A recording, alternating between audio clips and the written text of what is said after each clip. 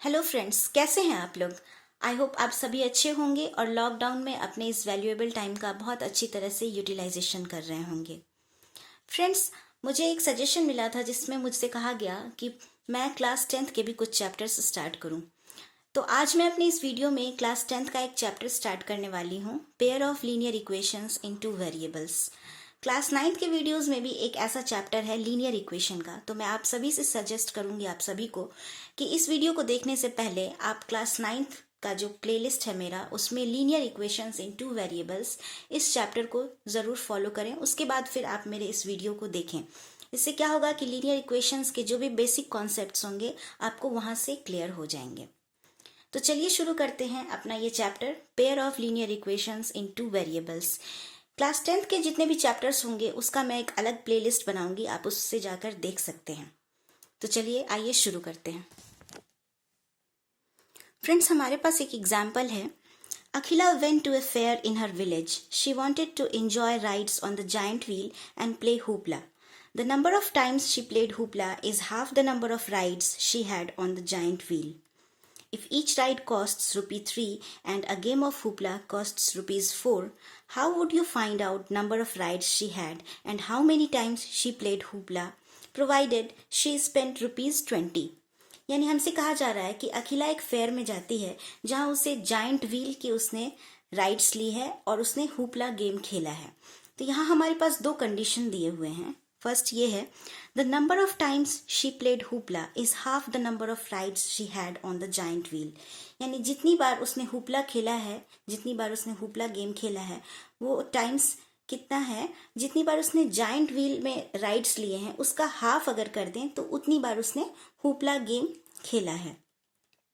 ठीक है, यानी हमारे पास एक कंडीशन क्या आ गई कि जितनी बार उसने जाइंट व्हील पे राइड्स लिए हैं उसके हाफ टाइम्स उसने हुपला खेला। दूसरा कंडीशन है हमारे पास, if each ride costs ₹3 and a game of hoopla costs ₹4। यानी कि एक बार के राइड का कितना कॉस्ट हो रहा है, ₹3, एंड एक बार हुपला गेम खेलने का कॉस्ट है ₹4, और उसने टोटल ₹20 स्पेंड किए हैं फेयर में। तो हम कैसे पता लगाएंगे कि कितनी बार उसने राइड्स लिए और कितनी बार उसने हुपला गेम खेला। तो चलिए आइए देखते हैं। यहाँ हमें दो चीज़ एज्यूम करना पड़ेगा। हम एज्यूम कर लेते हैं कि उसने x times number of times जो उसने राइड्स लिए हैं वो x है, एंड जितनी बार उसने हुपला गेम खेला है वो y टाइम्स उसने खेला है। ठीक है, तो अकॉर्डिंग टू क्वेश्चन हमारे पास क्या दिया हुआ है कि जितनी बार उसने राइड्स लिए हैं उसका हाफ टाइम्स उसने हुपला गेम खेला है। तो उसने कितनी बार राइड्स लिए हैं, x बार, और अगर उसका हम हाफ कर दें यानी x/2 कर दें तो किसके इक्वल हो जाएगा, y के, यानी क्योंकि y टाइम्स उसने हुपला गेम खेला है। तो हमारे पास एक ये इक्वेशन आ गया। दूसरा कंडीशन है हमारे पास, इफ ईच राइड कॉस्ट्स ₹3, यानी एक बार का जो राइड है उसका कितना कॉस्ट है, ₹3, एंड एक बार हुपला गेम खेलने का कॉस्ट है ₹4। टोटल मनी स्पेंड हो रहा है 20। इसको भी हम इक्वेशन के फॉर्म में ले लेते हैं। हमारे पास राइड्स को हमने डिनोट किया है x टाइम्स से, और एक बार के राइड का कॉस्ट है ₹3, यानी टोटल राइड में हमें कितना रुपीस खर्च हो रहा है, 3x, क्योंकि एक x टाइम्स हम राइड्स ले रहे हैं और एक बार का खर्च है हमारा ₹3। तो राइड्स में हमें कितने पैसे खर्च हो रहे हैं, 3x। हुपला हमने y टाइम्स खेला है और एक बार हुपला खेलने का कॉस्ट है ₹4। तो हुपला गेम में कितने पैसे उसके खर्च हो रहे हैं, 4y, और टोटल पैसे कितने खर्च हो रहे हैं, ₹20। तो इसको भी हम एक बार इक्वेशन में इस तरह से लिख सकते हैं। ये हमारा इक्वेशन 2 हो जाएगा। यानी हम फिर से एक बार इसको एक्सप्लेन करते हैं। दो कंडीशन दिया है हमारे पास। इसमें कहा जा रहा है कि जितनी बार उसने जाइंट व्हील पे राइड्स लिए उसके आधे टाइम्स उसने हुपला गेम खेला। ठीक है, तो हमने डिनोट किया है जाइंट व्हील पे उसने x टाइम्स राइड्स लिए हैं, तो अगर उसका आधा कर दें, हम x/2 कर दें, तो y टाइम्स उसने क्या किया है, हुपला खेला है। तो x/2 किसके इक्वल होगा, y के इक्वल होगा। ये एक इक्वेशन हमारा आ गया। दूसरा कंडीशन हमारे पास दिया हुआ है, एक बार के राइड का कॉस्ट है ₹3 और एक बार गेम खेलने का कॉस्ट है ₹4। तो उसने x टाइम्स राइड्स लिए हैं तो राइड का टोटल कॉस्ट 3x हो जाएगा, और y टाइम्स उसने हुपला गेम खेले हैं तो हुपला गेम का टोटल कॉस्ट हो जाएगा 4y और टोटल मनी उसने कितना स्पेंड किया है, ₹20। तो ये हमारा सेकेंड इक्वेशन हो गया। फ्रेंड्स, क्लास 9th में जिस चैप्टर हमने पढ़ा था लीनियर इक्वेशंस इन 2 वेरिएबल्स, उसमें हमने लीनियर इक्वेशन को कैसे सॉल्व करना है उसके बारे में देखा था। उसी तरह मैं यहाँ भी सॉल्व की हूँ। हमें क्या करना रहता है कि हमें एक बार x की वैल्यू को 0 अज्यूम करके y की करस्पॉन्डिंग वैल्यू हम निकाल लेते हैं। दूसरी बार हम यही करते हैं कि y की वैल्यू 0 अज्यूम करके x की करस्पॉन्डिंग वैल्यू निकाल लेते हैं जो उस इक्वेशन को सेटिस्फाई करती है। ये हमने अपने पिछले लास्ट टाइम जो हमने वीडियो बनाया था लीनियर इक्वेशंस इन 2 वेरिएबल्स, जो कि क्लास 9th के लिए था, उसमें हमने बहुत अच्छी तरह से एक्सप्लेन किया है। आप वहाँ जाकर एक बार ज़रूर देखें, तब आपको सारा कॉन्सेप्ट क्लियर हो जाएगा। अभी हमने वही किया है कि इस इक्वेशन के लिए हमने एक बार x को 0 एज्यूम किया और उसके करस्पॉन्डिंग हमने y की वैल्यू भी 0 मिल गई। दूसरी बार हमने x को 2 एज्यूम किया तो हमें y की वैल्यू 1 मिल गई। फिर इसी तरह से हम कुछ ऐसे पॉइंट्स एज्यूम करते जाते हैं जिससे हमें इंटीग्रल वैल्यू मिल सके और उस वैल्यूज़ को हम ग्राफ पे इजीली प्लॉट कर सके। जो इंटीजर्स पॉइंट होते हैं उसे ग्राफ पे प्लॉट करना बहुत ईजी होता है, इसलिए हम कुछ ऐसे पॉइंट्स लेते हैं जिससे हमें सॉल्यूशंस इंटीजर मिल सके। ठीक है, यहाँ पर हमने अपने पिछले वीडियो में देखा था लीनियर इक्वेशंस में कि लीनियर इक्वेशन के इनफाइनाइटली मेनी सॉल्यूशंस हो सकते हैं। इसमें पेयर ऑफ सॉल्यूशन होते हैं x और y के लिए, जो कि उस इक्वेशन को सेटिस्फाई करते हैं। ये बहुत सारे ऑर्डर्ड पेयर हो सकते हैं जो कि इस इक्वेशन को सेटिस्फाई कर सकते हैं। जैसे कि हमारा जो यहाँ पे एक इक्वेशन है x/2 = y, इस इक्वेशन को ये जो ऑर्डर्ड पेयर है x y के 0 0 2 1 4 2, ये सारे जितने भी कोऑर्डिनेट्स हैं, ये सभी कोऑर्डिनेट्स क्या होंगे, इस इक्वेशन को सेटिस्फाई कर रहे हैं। तो ये सारे सॉल्यूशंस इस इक्वेशन के सॉल्यूशन होंगे। इसी तरह यहाँ पर जो इक्वेशन 2 है, इसके लिए भी हमने कुछ सॉल्यूशंस लिए हैं। एक बार हमने x को 0 एज्यूम किया है तो हमारी y की वैल्यू 5 आ गई है। दूसरी बार हमने x को 4 एज्यूम किया है और हमारे y की वैल्यू 2 आ गई है। हमने कहा हमने कुछ ऐसे पॉइंट्स एज्यूम किए हैं जिससे हमें इंटीजर्स आए और हमें ग्राफ में प्लॉट करना ईजी हो जाए। ठीक है, आई होप आप समझे होंगे। अब इसको हम ग्राफ पे कैसे रिप्रेजेंट करेंगे, आप हमारे पिछले वीडियो में भी देख सकते हैं।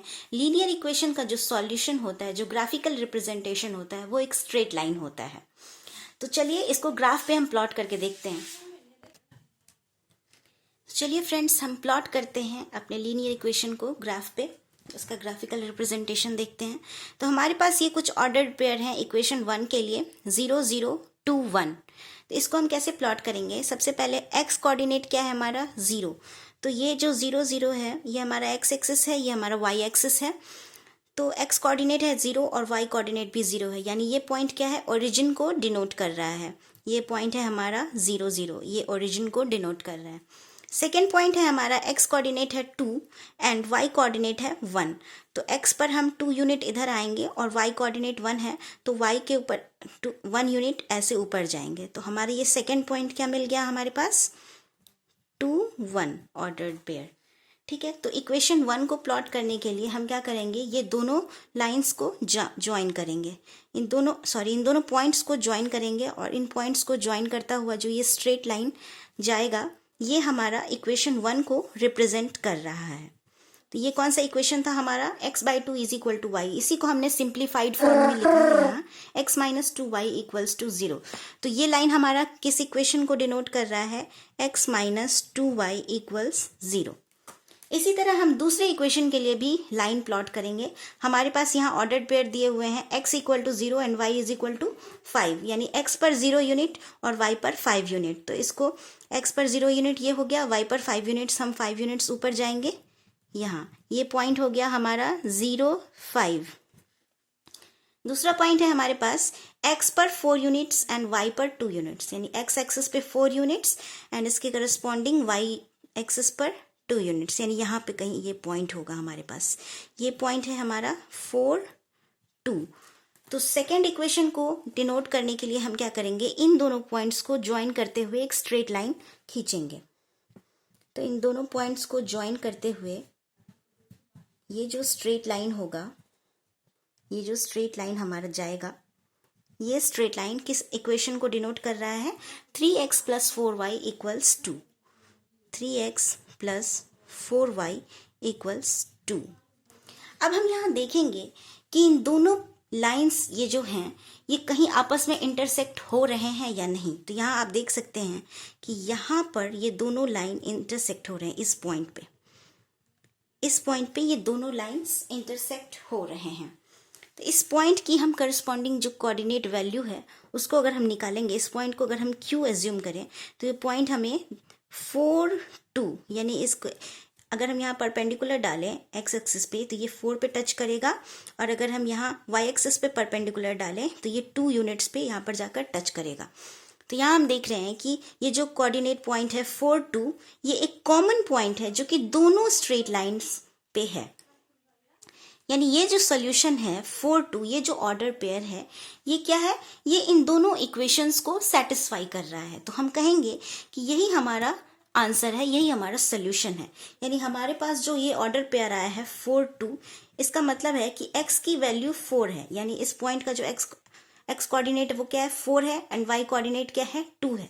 x की वैल्यू 4 है और y की वैल्यू 2 है।